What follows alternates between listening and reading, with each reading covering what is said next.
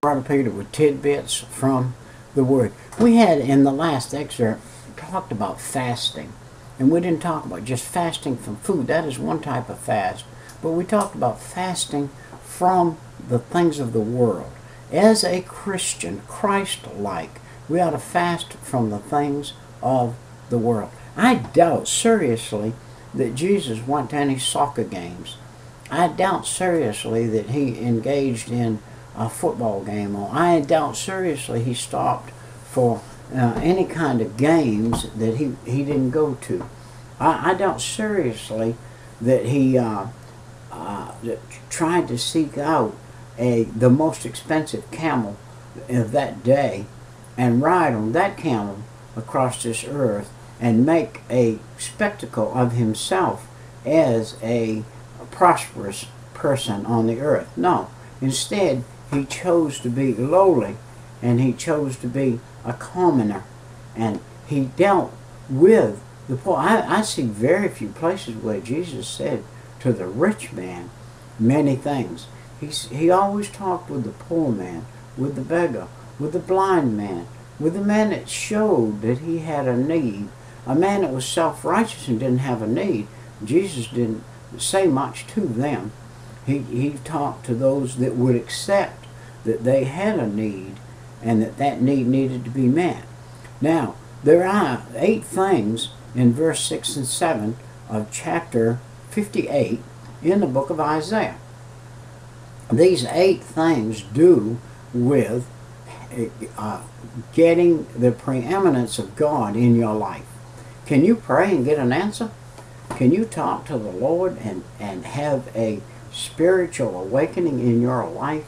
Do you go to bed at night, pull the blankets over your head and it's darkness? Or do you go to bed and pull the blankets over your head at night and you have light in your head? Are you close enough to God so that there's no shadow of darkness in your life? Are you close enough to God so that people want what you have? They want what you have. Can you separate yourself from the things of the world, and yet the people of the world see you and say, man, you know, I'd like to have what he's got. He's got peace in his heart. He's got peace of mind. He's got health. He's got wealth. The health and wealth that I'm talking about is peace of mind. I'm not wealthy money-wise. I don't have any money at all, as a matter of fact. And so I have nothing wealthy-wise, but I don't need it. And my health is having some little bit of problems, but I don't have a need there either. I feel like what I'm doing health-wise, when I go to my doctor, I make sure he gets tracked. I make sure he knows about Jesus, and my doctor is a foreigner from India. And I make sure, though, that he hears about the God that I serve, the true and living God, the one that went to the grave and came back up. And that's the one. All right. After I've been living now in 40 years of fasting from the world, getting away from the world, fasting from the things of the world. Before I got saved, I drank alcohol, and now I don't touch it. After I got saved, I smoked, and now I don't touch that. I don't smoke anymore. I gave that up because it's a thing of the world. I'm fasting from smoking. I'm fasting from doing those things which are evil. And my health is springing forth speedily. My health, the doctor said to me the other day. He said, you know, every day since you quit smoking, your health was getting better. Every day that you smoked, your health was getting worse. But every day since you quit smoking, your health is getting better. And that's why, he said, at the age of over 70, you're doing as well as you are and can work every day and everything, because you have took care of your health by fasting from those things of the world that cause your health to get bad. Your righteousness will go before you. When we fast from the things of the world, people know it. Now, what is the norm on Sunday morning in the United States of America today? That is to jump in the car and go do pleasure, go to the beach, go to the mountains, go somewhere, go visit an aunt, an uncle, go to the graveyard, go somewhere This is the norm on Sunday morning in the United States of America today. What does a Christian do on Sunday morning? He goes to the worship house, the house of the Lord, and worships with another group of people that worship the Lord.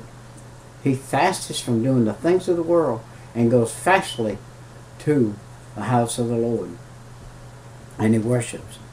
And the fifth thing, if we call and receive the answer to our prayer. In verse 9 it said, if you'll do these things, keep yourself clean from the world, from the things of the world, when you pray, I will hear your prayer and I will answer you. I hear your prayer and I will answer you. You know, sometimes I'm kind of like a termite in a yo-yo. And as the yo-yo goes up and down, I get dizzy. And my focus gets mixed up sometimes. And I have to be careful that I don't get my focus on the world, on the things of the earth and on the world. Oh, it's not bad to have a nice office and some of the pleasure, a light instead of a candle, a light instead of a kerosene lamp, gas, heat. Oh, and even though we heat with wood because it's part of our life we were raised in, and that's what we like. And it causes you to work.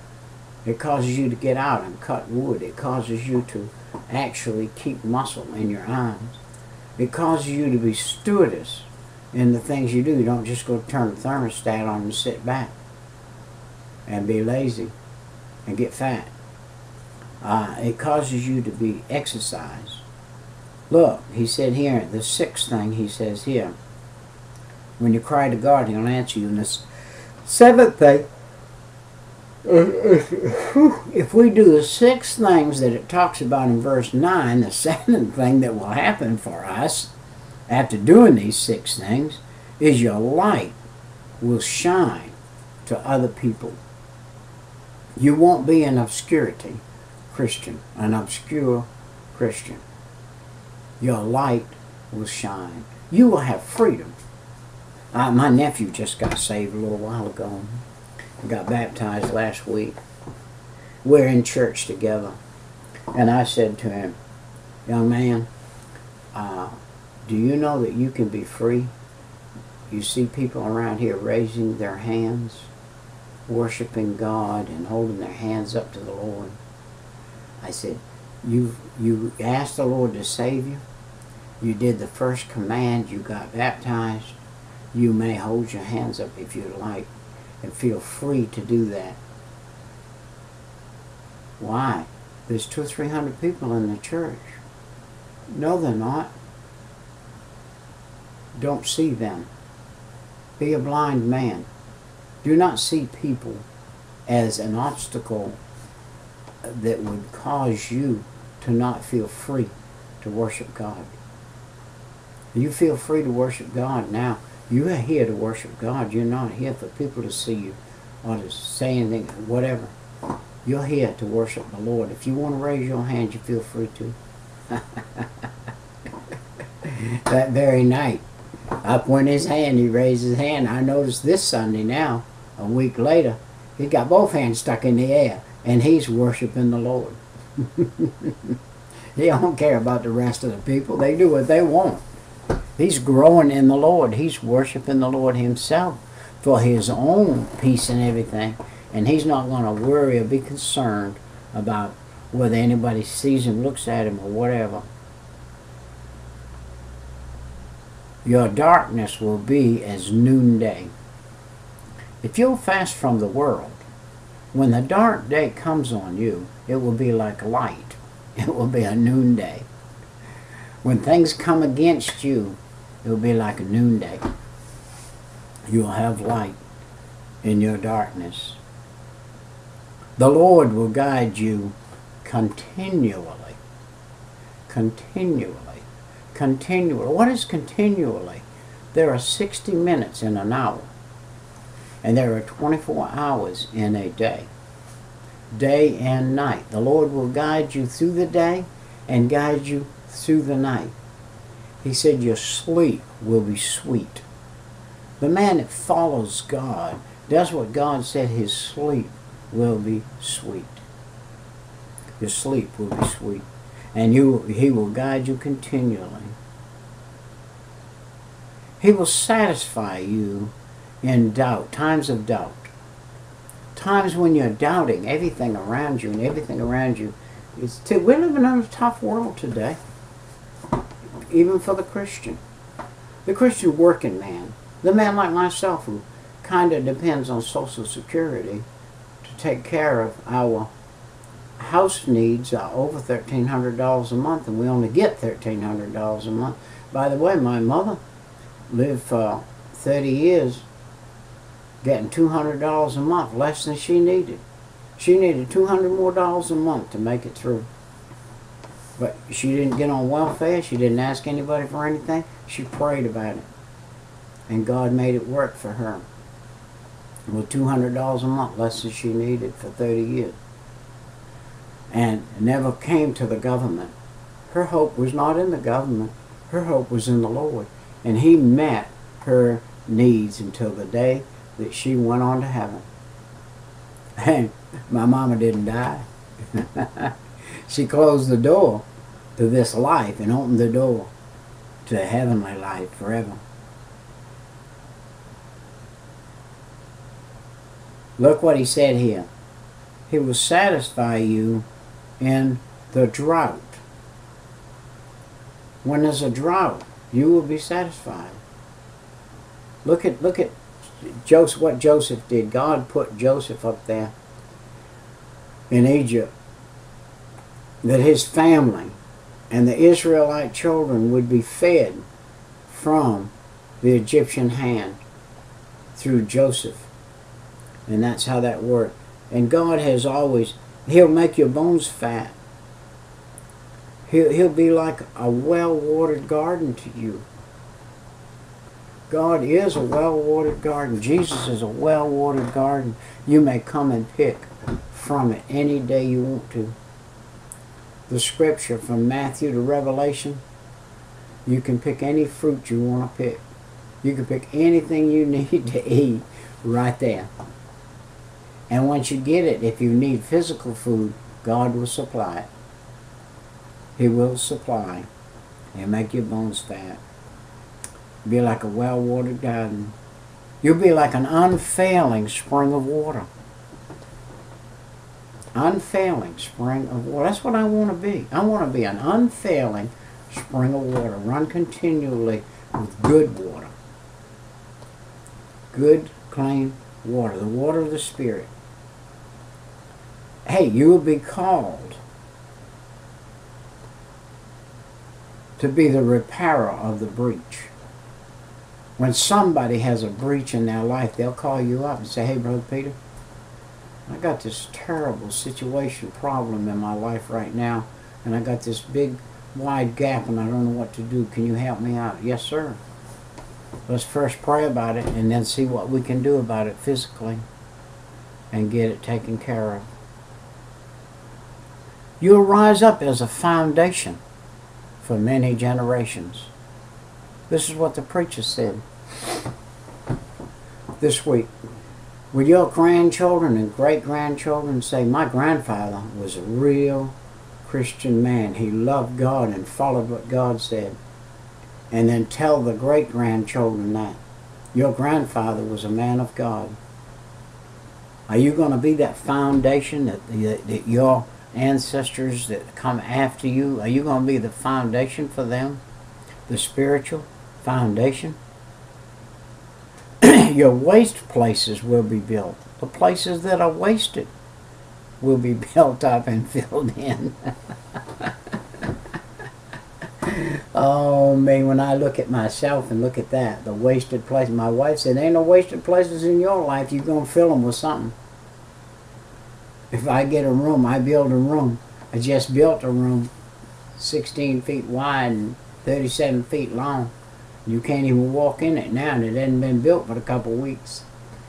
It is filled up with lumber and stuff to add to that room. And this is the way it goes around here, and my wife is fast bringing me to the realization that I need to change some ways in my life. Going to be called to repair the breaches like Nehemiah was. See, Nehemiah served God even though he was in a wicked kingdom, because he was taught to when he was a boy.